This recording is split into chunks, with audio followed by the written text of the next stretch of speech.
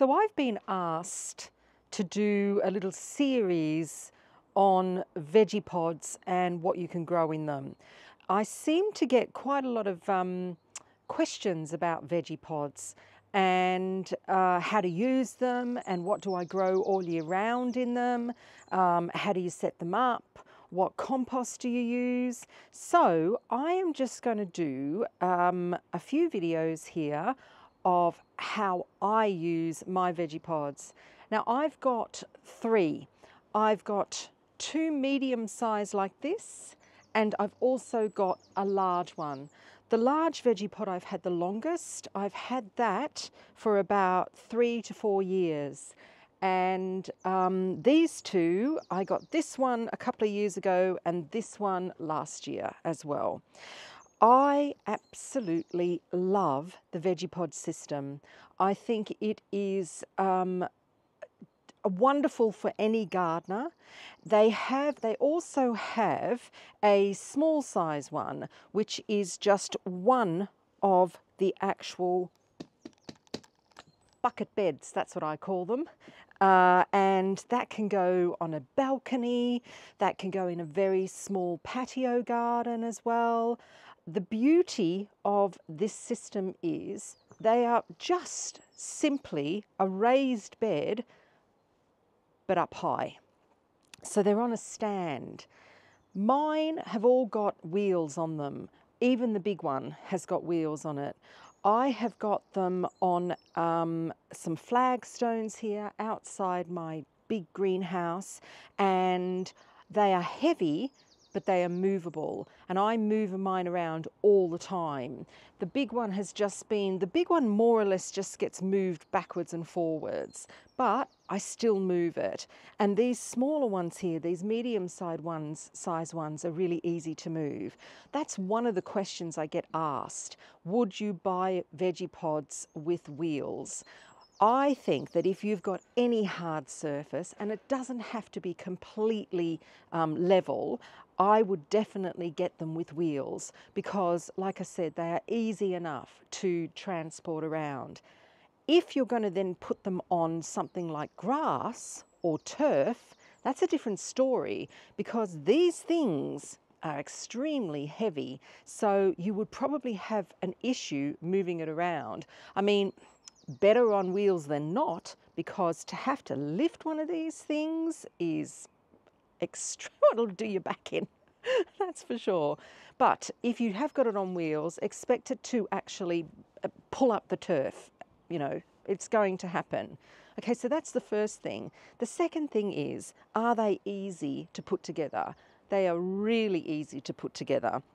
The stand is all put together with fantastic bolts. So Mr. N has just erected the base of our medium Vegepod. Just talk us through how it went, Mr. N. Quite straightforward actually. I just needed 2 Allen keys and the instructions were quite clear. What I would say is it's really well built. All the holes, all the threads work easily. This is really solid metal. It's very, it's not flimsy at all. It's really heavy, well constructed, and these casters that I put on at the end, really high quality as well. So yeah, it was quite easy to do, and it's really well made. Great. All right, we'll turn it up the other way and finish it off. The wheels are easy to put on as well. Then you've got these really, really durable buckets that I call them, that go on top. All right, here is stage 2 of the Vegepod build. Mr. N, how was that then?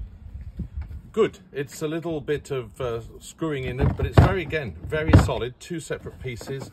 These are the water reservoirs here, and you fasten these together so the water is going to go down there. Then you add these side bits here on top, so that's now, as you see, pretty solid, all screwed and just by hand. Again, no tools needed, just wing nuts attached to bolts. So it's all this top thing is bolted into into the bottom two bases. So you've got these two separate sort of beds, I suppose, but the soil level is going to come up to sort of here, isn't it? So yeah, it's going to be ample. And also this is, I mentioned to you about sizes.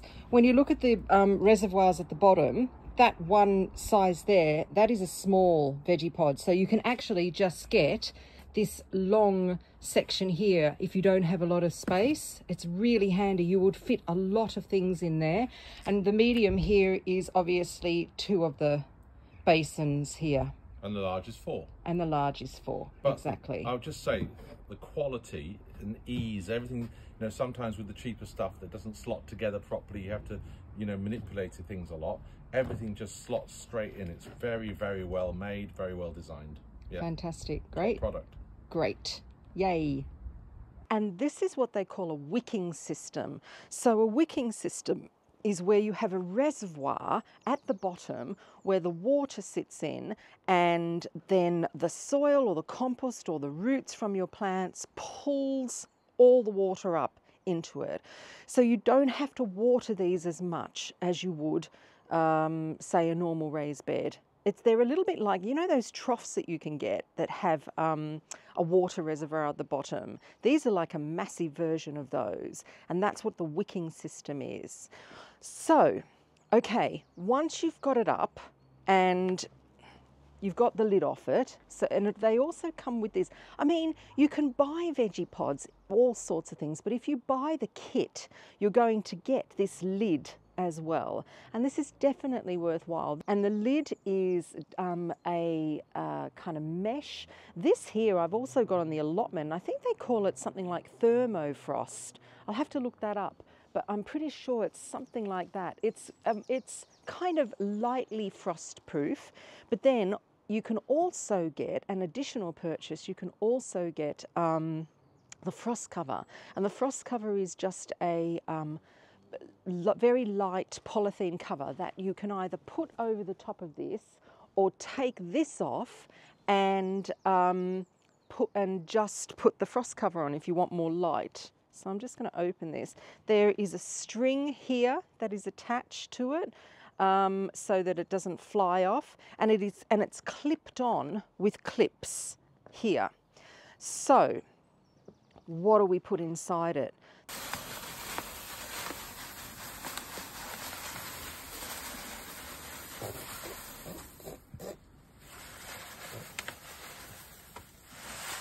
Morning, Vegepodders.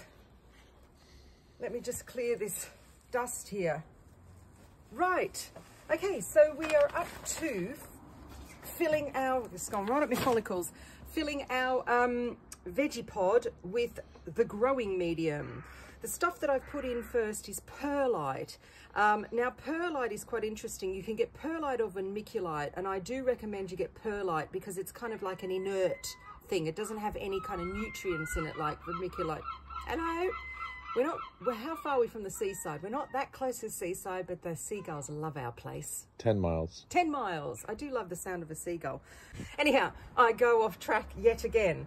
So perlite is one of the volcanic, well, they call it glasses or rock. And the great thing about perlite is that when it's heated to about 1,000 degrees Celsius, it blows up like popcorn, and it gets to about 20 times its size.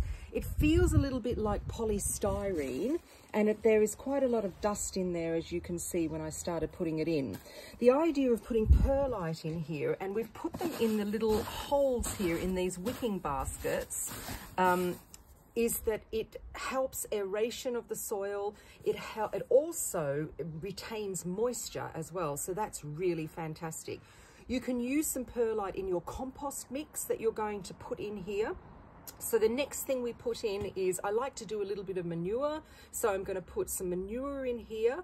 If you can stretch it, try and get yourself a good quality compost, because this is all they've got. They don't have soil from the ground, and by the way, Don't use soil from the ground. If you want some kind of structure to your compost, you can add a little bit of John Innes, maybe John Innes number 3, and that can go in as well. Sometimes composts have that mixed in. That will work really good.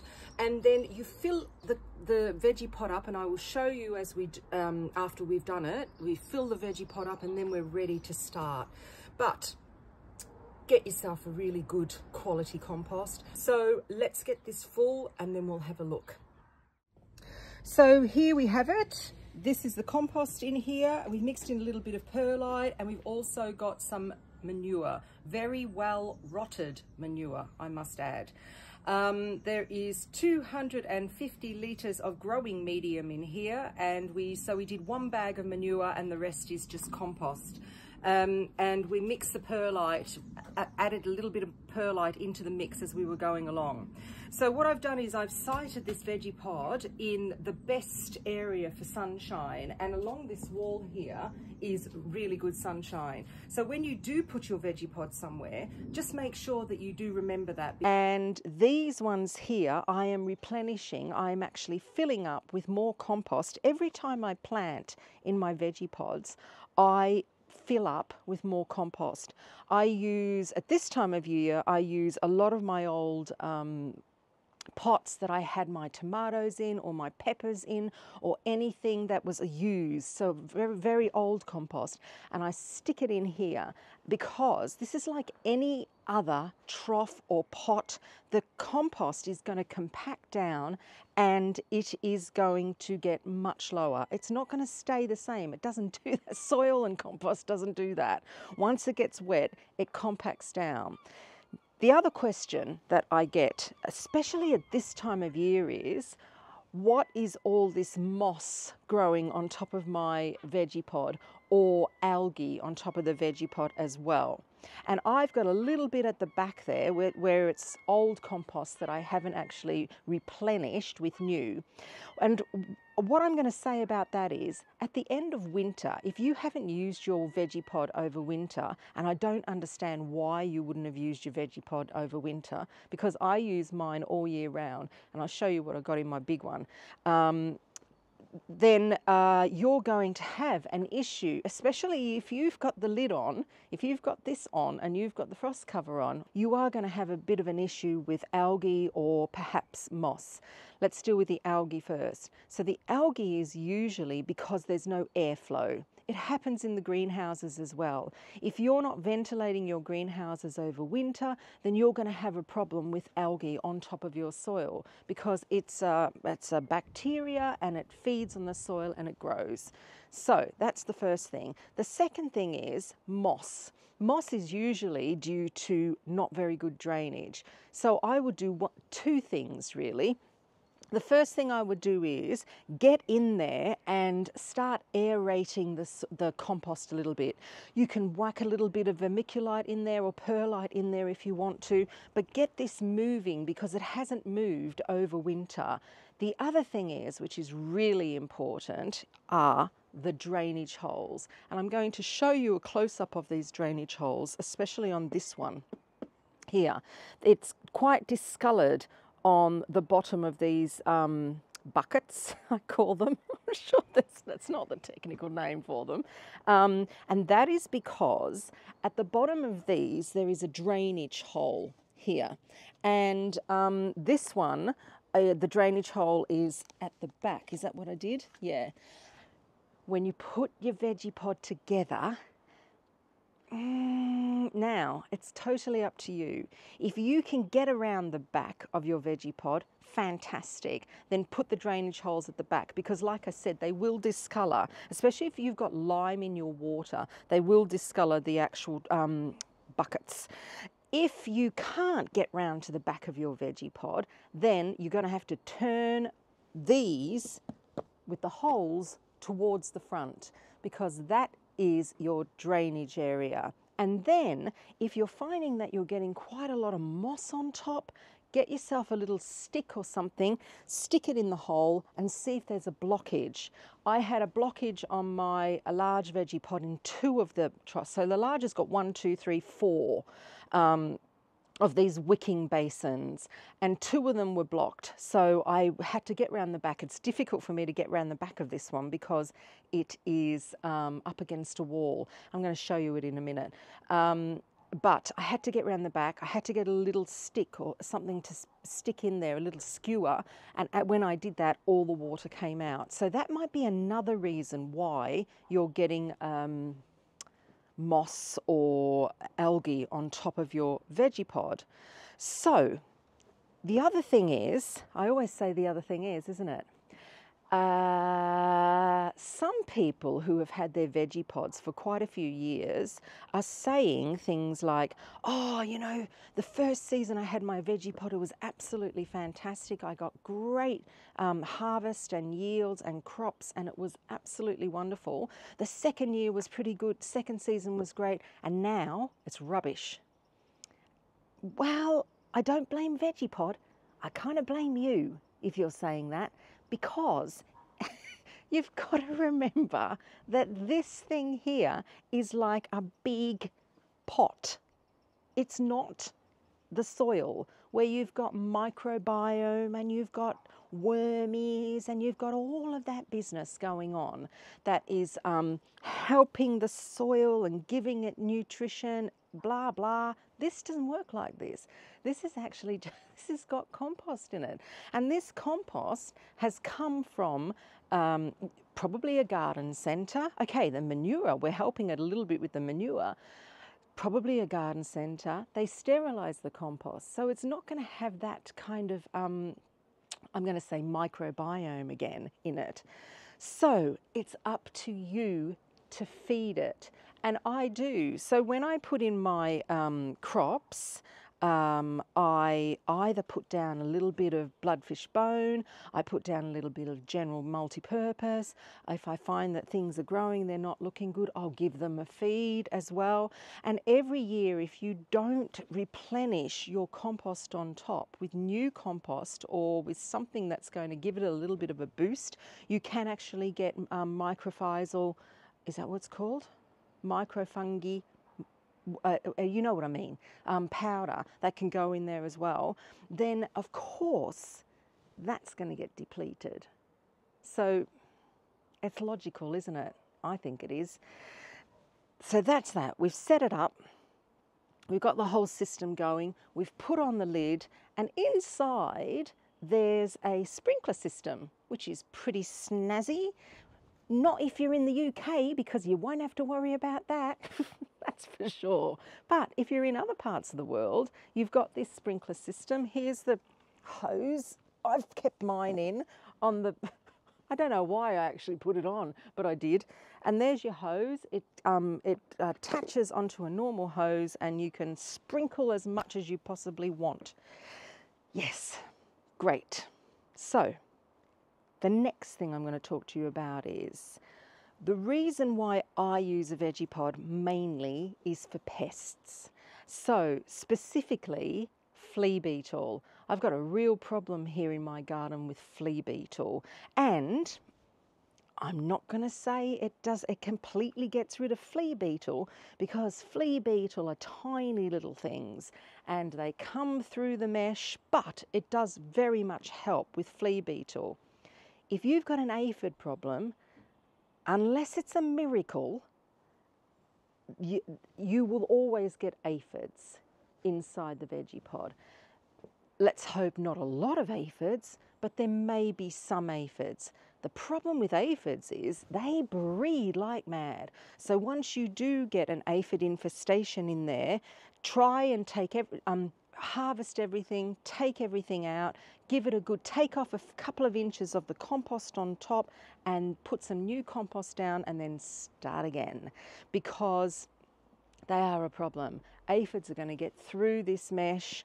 They're going to be carried through plants that you put in there as well. Sometimes they're in the compost as well. So you might get an aphid problem.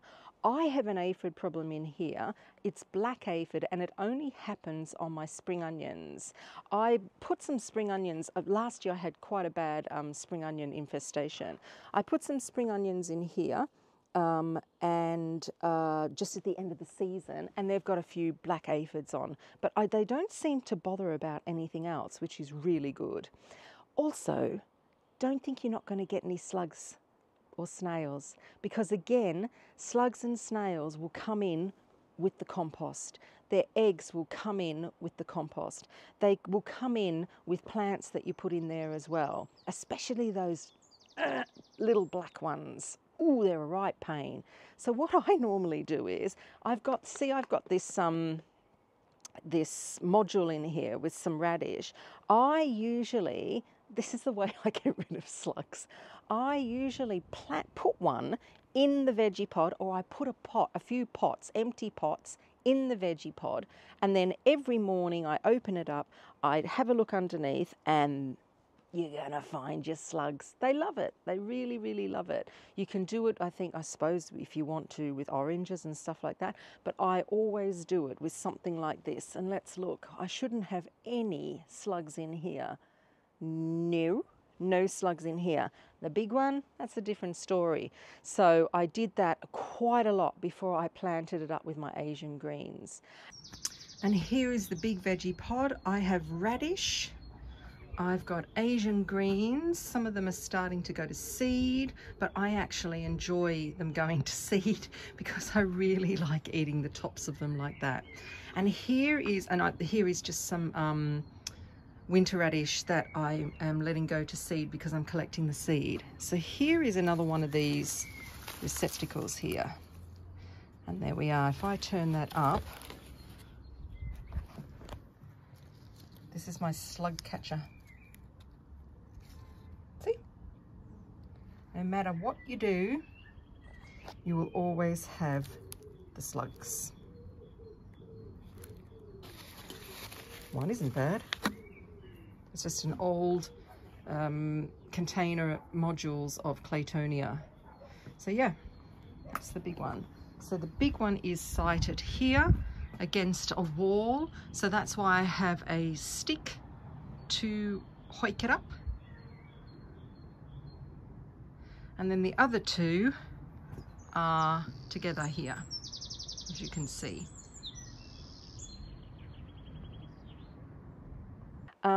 So yeah, okay, so we've set up the Vegepod. My next video is going to be about what I grow in it and why I grow it in it, and what has been successful for me and what has been not so successful for me. I'll see you next time.